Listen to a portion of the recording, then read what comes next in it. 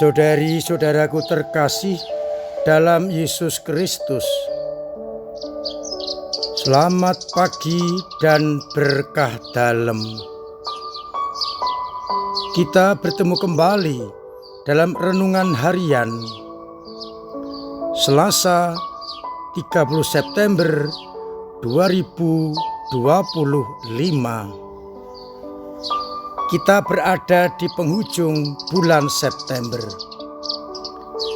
Hari ini kita peringati Santo Hieronymus, seorang imam dan pujangga gereja, lahir di Dalmatia tahun 342 dari keluarga yang termasuk kaya raya dan beriman Kristiani yang mendalam. Maka Hieronymus dididik dengan kebiasaan hidup Kristiani dan kebiasaan bekerja keras. Umur 12 tahun ia diutus ke Roma untuk belajar ilmu hukum dan filsafat. Studinya berjalan dengan lancar, namun tidak diimbangi oleh kehidupannya yang tidak tertib karena pengaruh kehidupan moral orang-orang Romawi yang tidak terpuji pada waktu itu. Untunglah ia segera sadar dan bertobat, dan kemudian meminta untuk dipermandikan. Rahmat itu sungguh mengubahnya menjadi orang yang setia kepada Kristus, yang dihayati dengan banyak berdoa dan berziarah ke makam para martir dan orang-orang kudus. Kehidupan rohaninya terus meningkat dan cintanya kepada Tuhan juga berkobar-kobar. Ia berangkat ke kota Aquileia dan tinggal di sana bersama beberapa orang untuk mendapatkan bimbingan dari Valerianus, uskup yang saleh. Ia pindah ke Antioquia dan hidup bersama dengan bertapa di padang gurun. Ketika ia dianggap layak dan cakap, ia dihabiskan menjadi seorang imam. Hidup rohaninya mendalam, ilmunya dan kecintaan bagi kitab suci menjadikan dia pantas sebagai pelayan Tuhan.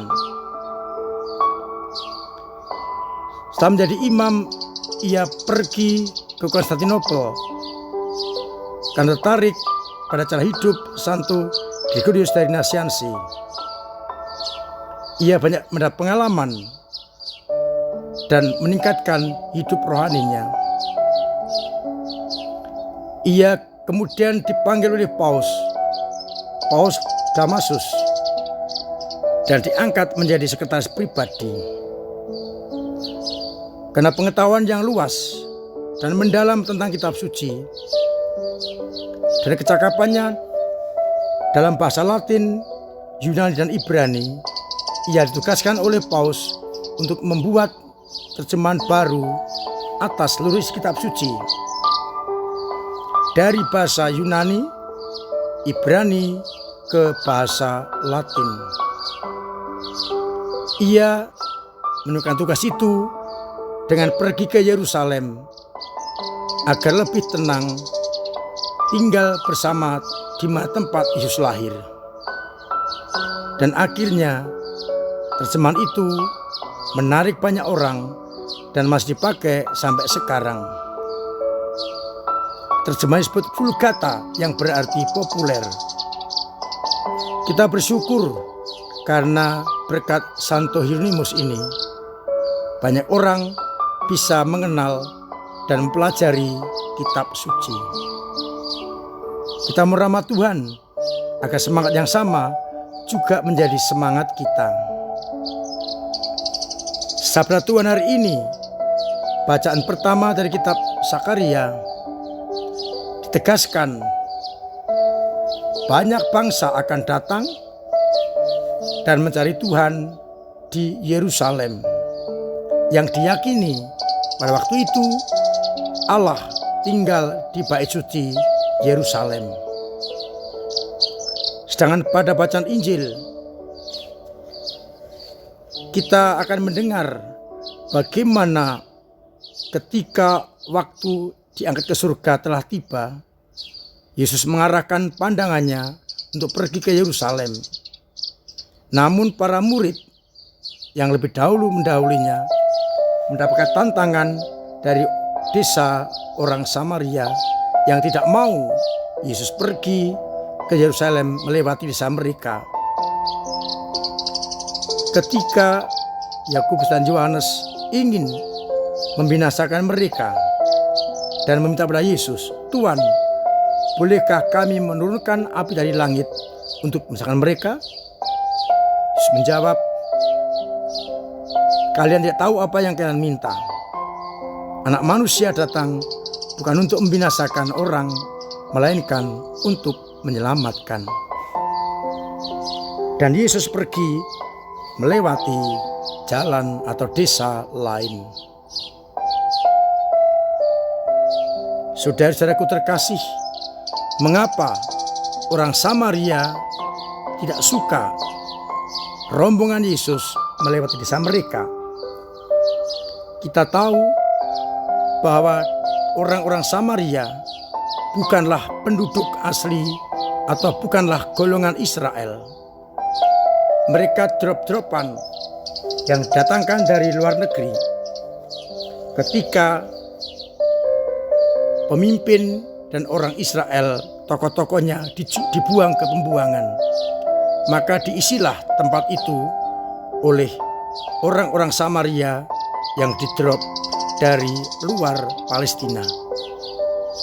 Maka mereka tidak disamakan dengan orang Israel dan terjadi permusuhan antara keduanya. Maka orang Samaria juga tidak boleh beribadat di Yerusalem di bait Allah. Mereka mendirikan pusat ibadah mereka sendiri. Dan karena mereka tahu Yesus akan ke Yerusalem, maka mereka ditolak melewati desa mereka. Kemudian kelihatan pola pikir dua kelompok, Yesus dan para murid. Para murid dengan nada marah, dengan nada balas dendam, ingin membinasakan orang Samaria. Tapi Yesus menegaskan, Anak Manusia datang untuk menyelamatkan. Sikap kita seringkali seperti para murid yang ingin membinasakan karena marah, karena jengkel, karena dendam. Tapi Yesus menegaskan, Anak Manusia datang bukan untuk membinasakan, melainkan menyelamatkan. Maka dalam bacaan pertama juga ditegaskan, orang dari berbagai macam penjuru dunia akan datang ke Yerusalem untuk melunakkan hati Allah, mohon pengampunan dari Allah. Sekali lagi, sikap Allah bukan membinasakan, melainkan menyelamatkan. Tetapi untuk itu diperlukan pertobatan. Orang yang bertobat benar-benar akan mendapatkan kasih karunia Allah.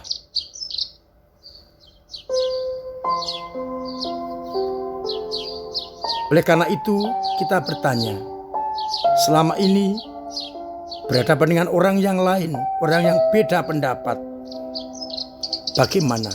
Apakah seperti para murid yang ingin membinasakan, ataukah kesadaran kita seperti Yesus, bukan membinasakan, melainkan menyelamatkan. Maka mudah-mudahan sebagai pengikut Kristus, kita semua benar-benar mengerti apa yang harus kita lakukan. Bukan membinasakan, bukan menghukum, bukan melenyapkan, tetapi menyelamatkan. Tetapi menganggap sebagai saudara, menunjukkan kasih karunia Allah. Semoga akhirnya dengan cara itu kita semakin mampu menghadirkan rahmat Allah kepada orang-orang yang kita jumpai. Semoga kita mampu benar-benar hidup sebagai anak-anak Allah. Tuhan memberkati kita sekalian. Amin. Marilah kita berdoa. Allah Bapa yang Maha Pengasih, kami bersyukur atas sabda-Mu pagi ini yang mengingatkan kami untuk menjadi saluran rahmat bagi orang lain, untuk menyelamatkan dan bukan menghukum, untuk membawa sukacita dan bukan duka cita, agar akhirnya dengan cara itu nama-Mu semakin dimuliakan dan banyak orang bertobat, mengenal Engkau dan diselamatkan.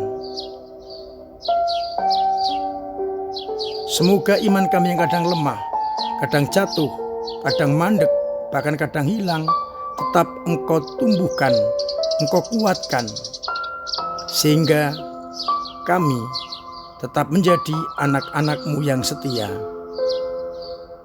Semoga umat-Mu yang sakit Engkau sembuhkan, yang punya beban berat Engkau ringankan, yang punya persoalan Engkau bantu untuk mengurai, dan yang kesulitan ekonomi Engkau bantu untuk keberhasilan usahanya, sehingga mereka dalam situasi apapun tetap menyadari, menerima, merasakan cinta kasih-Mu.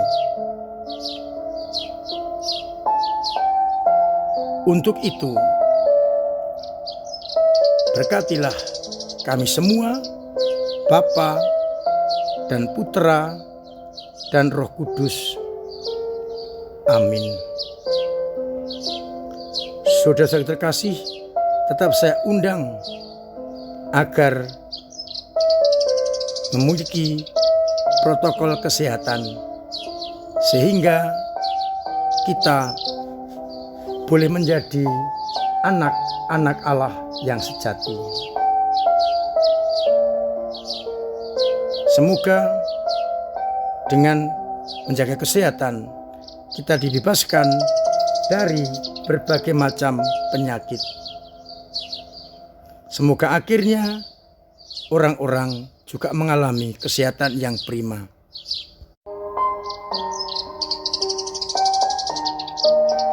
Terima kasih untuk semua peran serta panjenengan dalam gereja, lewat doa-doa, lewat pemberian diri, pemberian karya, pemberian waktu, pemberian tenaga, dan juga pemberian dana yang benar-benar menjadi kesempatan bagi kita untuk maju bersama gereja.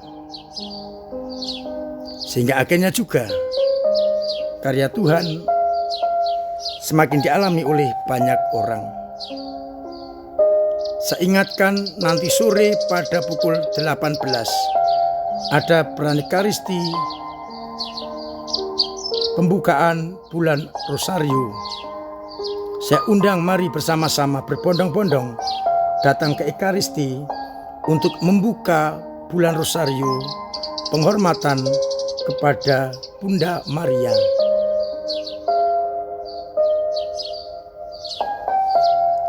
Saya sampaikan berita duka telah berpulang menghadap Tuhan Bapak R.M. Petrus Joko Ismoyo. Jenazah semakam di Yayasan Dharma Jalan Agil Kusuma Muhammadiyah. Hari ini pada jam 9 akan diadakan pemberkatan jenazah dan jam 10 akan dibawa ke pemakaman. Dukungan umat baik doa-doa maupun kehadiran sangat diharapkan untuk menghibur keluarga yang berduka. Akhir sambutan selamat pagi, selamat merenungkan, salam sehat, Tuhan memberkati.